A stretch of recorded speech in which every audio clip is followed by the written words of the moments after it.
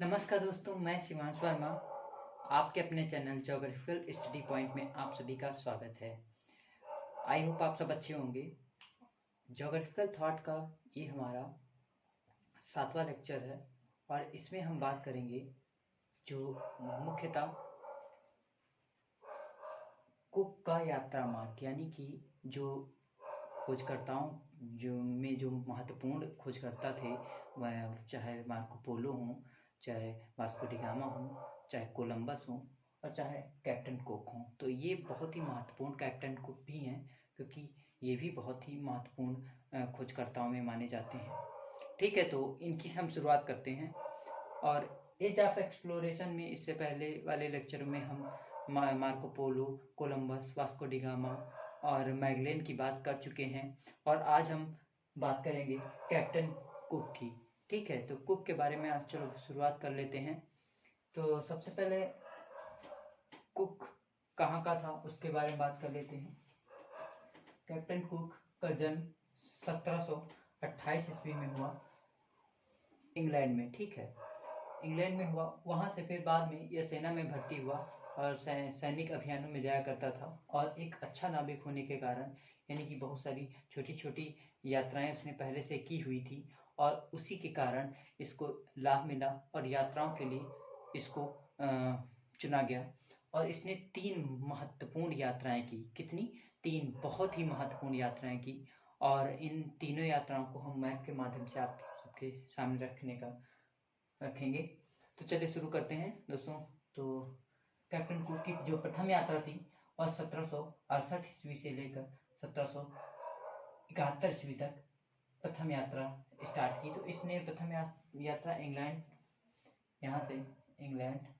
से प्रथम यात्रा शुरुआत की, जैसे कि आप ये यहाँ देख रहे हैं।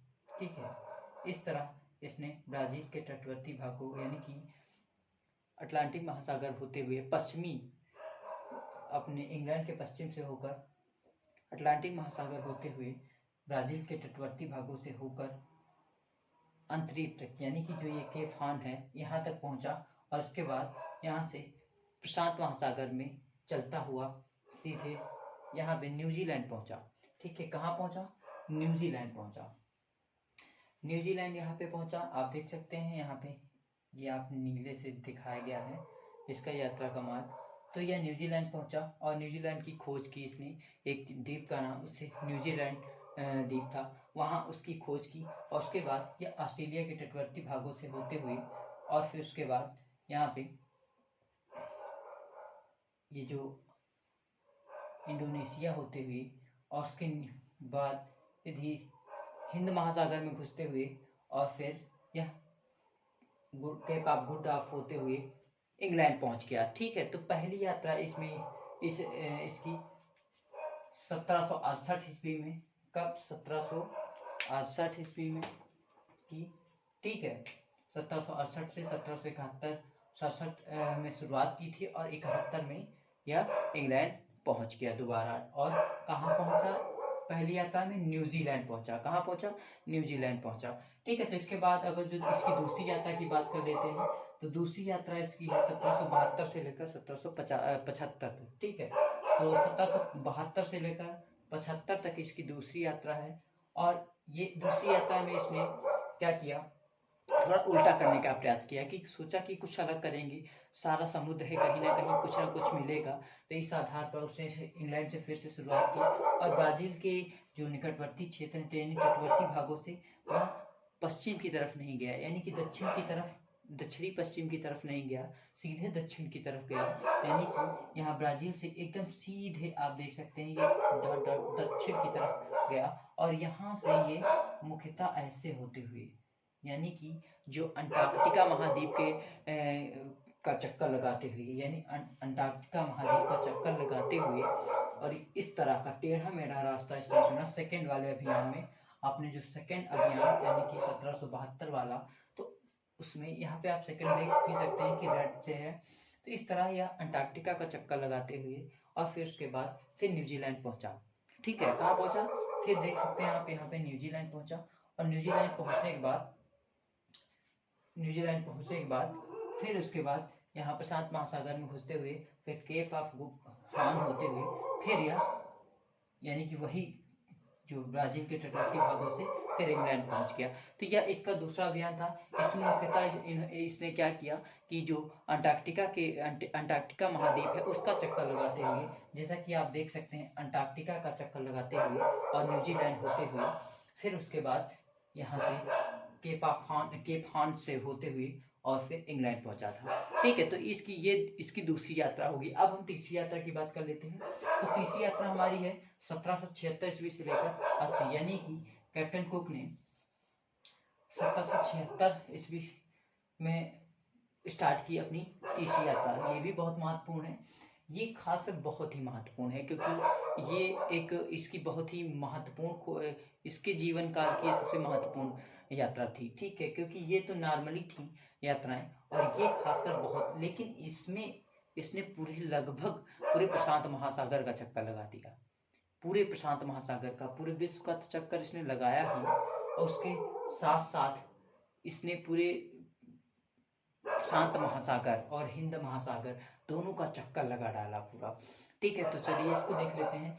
तो ये 1776 ईस्वी से इंग्लैंड से ये चला और यह आपकी पश्चिम की तरफ नहीं गया, दक्षिण की तरफ चला, यानी अफ्रीका के सहारे। ये आप ब्लैक से देख सकते हैं, अफ्रीका के सहारे चलता हुआ केप ऑफ गुड होप, यानी कि यहाँ अफ्रीका का दक्षिणतम बिंदु से होते हुए या फिर दक्षिण पूर्व की तरफ चलता हुआ ऑस्ट्रेलिया पहुंचा।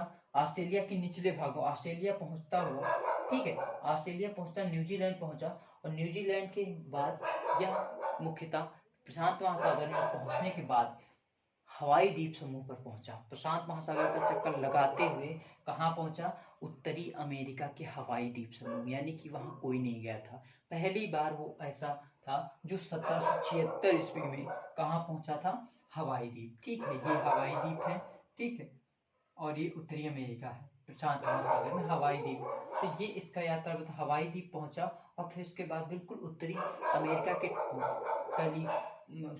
यहाँ पे बिल्कुल जो मुख्य भूमि है उत्तरी अमेरिका की, वहां पहुंचा और उसके बाद चक्कर लगाया छोटे छोटे द्वीप से, फिर यहाँ से घूमकर या फिर ऐसे हवाई द्वीप फिर वापस आया। मतलब कि यहाँ मुख्य भूमि होते हुए फिर चक्कर लगा, फिर हवाई द्वीप पहुंचा और हवाई द्वीप खोज करने के बाद यह फिर क्या किया इसने? वहां रुका नहीं, फिर से पूरा प्रशांत महासागर का चक्कर लगाने के बाद वह कहाँ पहुंचा? यहाँ पे फिर पहुंच गया चाइना पहुंच गया, रसिया पहुंच गया, रूस के बाद यहाँ पे जापान पहुंच गया। जापान की कोई तटवर्ती क्षेत्रों से, जापान सागर से होते हुए, चीन सागर से होते हुए, चीन के करीब पहुंचते हुए, फिर उसके बाद यहाँ पे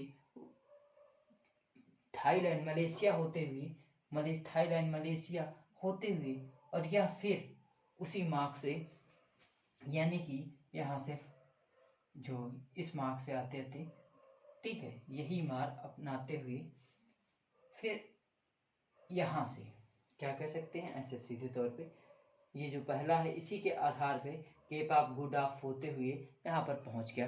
तो इस तरह इसने 3 बहुत ही महत्वपूर्ण यात्राएं की जो कि बहुत ही इंपॉर्टेंट है, क्योंकि न्यूजीलैंड की खोज, हवाई द्वीप की समूह की खोज, क्योंकि ये बहुत ही बड़ी खोज थी, क्योंकि यहाँ उसने ज्वालामुखी द्वीप समूह को देखा जो हवाई द्वीप समूह के नाम से जाने जाते हैं, आप सब लोगों को पता ही है। और इसके साथ साथ इन पूरे प्रशांत महासागर में जितने भी छोटे छोटे द्वीप थे, बहुत सारे द्वीपों का इसने खोज की, और इसी के नाते कैप्टन कुक को भी बहुत महत्वपूर्ण योगदान ज्योग्राफी या क्षेत्रों में या एक्सप्लोरेशन के क्षेत्र में बहुत ही महत्वपूर्ण योगदान इसने दिया है। तो ये इसका हो गया। क्योंकि अब बात कर लेते हैं जो इसने खासकर इन सभी ने, मतलब पुनर्जागरण काल के और एज ऑफ एक्सप्लोरेशन में जो भूगोलवेत्ता या खोजकर्ता रहे हैं, नाविक रहे हैं, उन्होंने भूगोल के इतिहास में तो भूगोल के विकास में और भूगोल के खोजों में तो बहुत बड़ा योगदान दिया ही। क्योंकि ज्योग्राफी क्या अध्ययन करता है? ज्योग्राफी पृथ्वी का अध्ययन करता है, उससे संबंधित सभी क्षेत्रों का अध्ययन करता है। ठीक है, जो भूगोल क्या है? सभी क्षेत्रों का अध्ययन करना ही भूगोल का मतलब पृथ्वी के सभी क्षेत्रों का चाहे प्रादेशिक हो, चाहे क्रमबद्ध हो, चाहे जिस तरह का हो, सभी का अध्ययन करना ही भूगोल है। ये मुख्य तौर पे एम ही है ज्योग्राफी का कि मुख्य द्वीपों की खोज करना और उनसे रिलेटेड वहाँ के कल्चर्स को जानना और उसकी कहाँ क्या क्या चीज़ें पाई जाती हैं, सभी प्राकृतिक और भौतिक मानवीय सभी दशाओं का वर्णन करना ही भूगोल है। तो इसमें तो बहुत बड़ा योगदान है अगर देखा जाए तो इसी के चलते ये तो बहुत ही महत्वपूर्ण थे। अब इसके बाद जो छोटे छोटे अन्य मतलब खोजकर्ता हुए हैं उनकी बात करेंगे। ठीक है, जो इसके अलावा जो अन्य खोजकर्ता हुए हैं तो उनकी बात कर लेते हैं। ठीक है,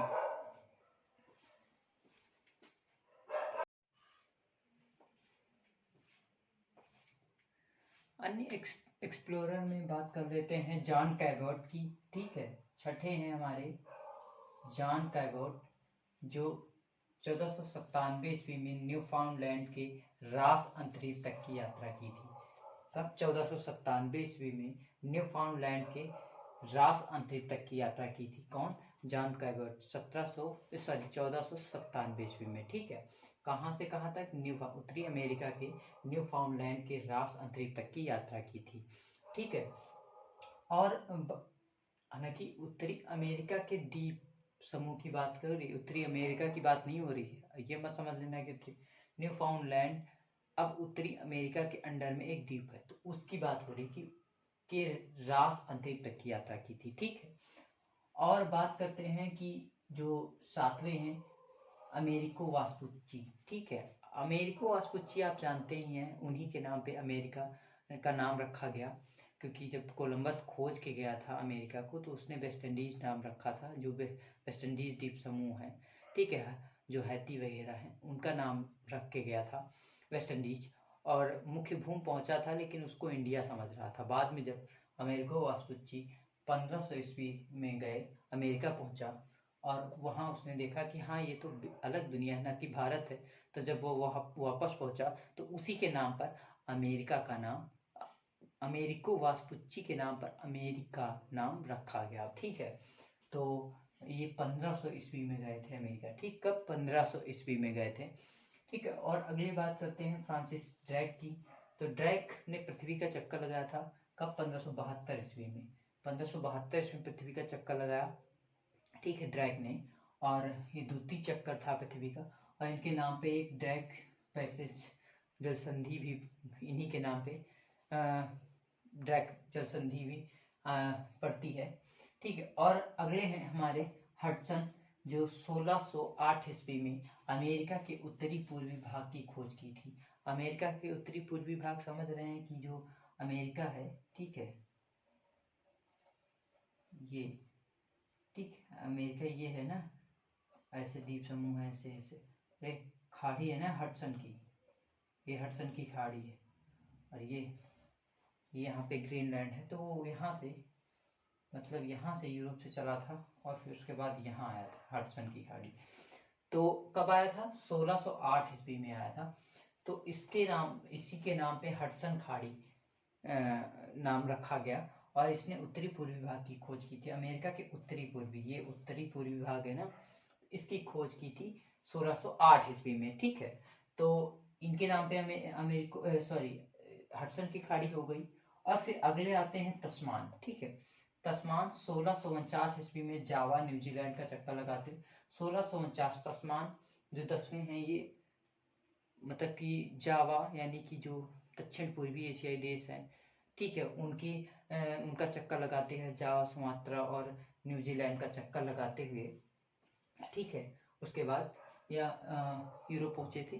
तो इस तरह एज ऑफ एक्सप्लोरेशन में जो क्रम बना है विभिन्न खोजकर्ताओं का, ठीक है, तो उनकी बात के हम धीरे धीरे सभी का एक्सप्लेन करते चले गए। आज हमने पूरे एज ऑफ एक्सप्लोरेशन में जितने भी खोजकर्ता थे और जिनकी महत्वपूर्ण यात्राएं रही और किन किन द्वीपों, महाद्वीपों और महासागरों की खोज की, उनकी बात हम किए हैं। और आज ये एज ऑफ एक्सप्लोरेशन यानी पुनः जागरण काल आज समाप्त कर रहे हैं, क्योंकि इसके बाद अब हम जो ज्योग्राफी का नया विकास यानी कि पुनर्जागरण से आगे 1700 यानी हम्बोल्ट और रिटर का काल यानी आधुनिक भारत भूगोल के विकास के बारे में बात करेंगे थॉट में। ठीक है, तो आज बस इतना ही रहेगा। ठीक है, तो चलिए धन्यवाद, और बस हमारे चैनल को सब्सक्राइब कर दीजिएगा। आप लोगों का आशीर्वाद बना रहा तो पूरे सारे लेक्चर को रखूँगा, हर एक सब्जेक्ट से लेकर, चाहे ओशिनोलॉजी हो, चाहे क्लाइमेटोलॉजी हो, चाहे जियोमॉर्फोलॉजी हो, चाहे पॉपुलेशन हो, और चाहे एनवायरमेंटल हो, सभी टॉपिक्स को हम और रखते चले जाएंगे, और सभी को एक एक करके, और सबके लेक्चर्स हमने स्टार्ट भी कर दिए हैं। भारत के भूगोल को भी स्टार्ट किया है, और जियोमॉर्फोलॉजी को भी स्टार्ट किया है, और ओशिनोलॉजी को भी स्टार्ट किया है। और इसके अलावा हम ज्योग्राफिकल थॉट की एक क्या कहते हैं क्वेश्चन सीरीज, यानी कि जो MCQs की एक सीरीज है, उसको भी स्टार्ट किए हैं, और वो भी चल रही है।